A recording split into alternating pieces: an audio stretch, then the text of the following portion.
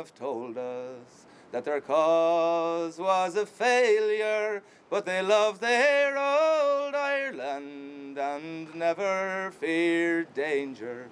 Glory, oh, to the bold Fenian men. He represented the left wing of the extremists, and indeed, this was little wonder, given the extremes that he'd witnessed here in this area as a young boy in the 1840s during the Great Famine. There was no famine. The English called those years the famine years, but there was no famine in the land. There was no famine in any land that produced as much food as will support the people of that land, if the food is left with them.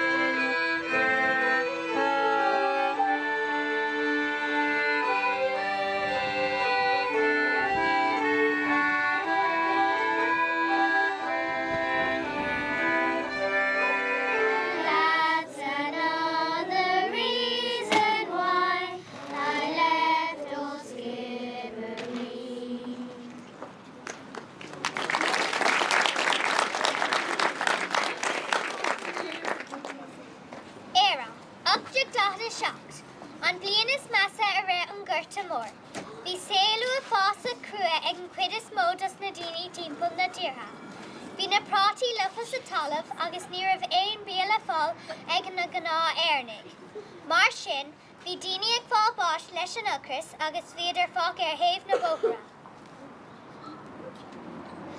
Ní raibh an scéal ródanna de gach duine sa tír ag an am áfach. Bhí na tíornaí talún agus na daoine seibhre ceart go leor. Bhí agóthain bia agus airgid acu. Báladh siad céastal na daoine don talamh. San am sin, bhí cónaí ar Tomás Mac Gerald agus a Theaghlach is Skibbereen. Bhí fear má talúnacha le cés ar haon font a bhain le héic gach madan lún sa bhliain. Ach dairg an scéal níos donna acu, agus lún a bhain nuair a tháinig an tabhardí, ní raibh aon cís ag an Gearaltach. Báil ó dhé ar an obair, an bháil céine ort féin. Conas tá na prátaí ag cuimh mbliana a chmár. Ó tá si go holc ar fad. Fair. Oh, Father dear, I ofttimes hear you speak of their exile. Her lofty hills and valleys green.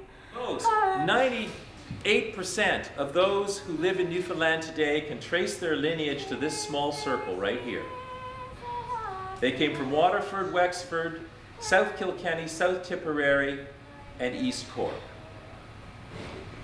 Almost all. Why did they do that? Because that was the link for the fisheries.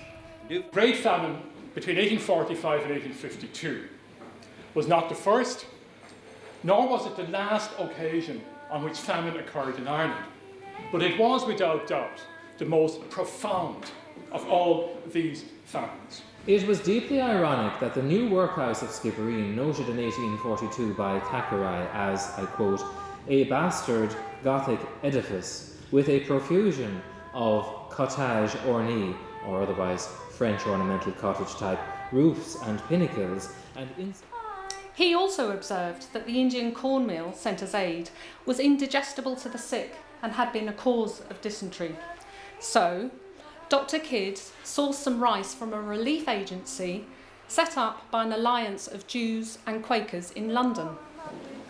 Nearly 30% of the world's population suffer from hunger in the world today. So if you look at this rube here, if we say that we represent the whole population of the world, everyone on this table, and this table probably didn't have their breakfast today. And we would meet there and we would get annuities. These annuities were, I guess very small little payments for our last treaty where we consigned our final 10 million acres to the federal government. And So I think it was Annuity Day, and the Choctaws were there.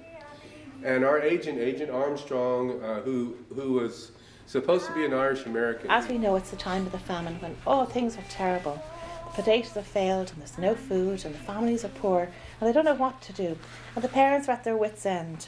And in the O'Driscolls, it's harder than anything because their little baby sister, who's called Bridget, has died. When I visited this village after 2 years, they had said they had never had clean water inside the village before. They had to go long distances to carry it. And of course it's women and girls who carry the water, which means the girls are not going to school.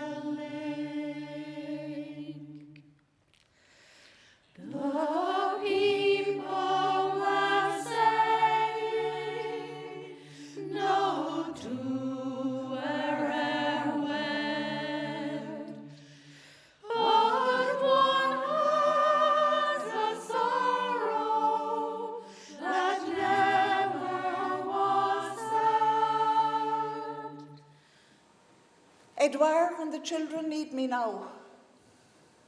They are citizens of the new Canada, proud young French Canadians.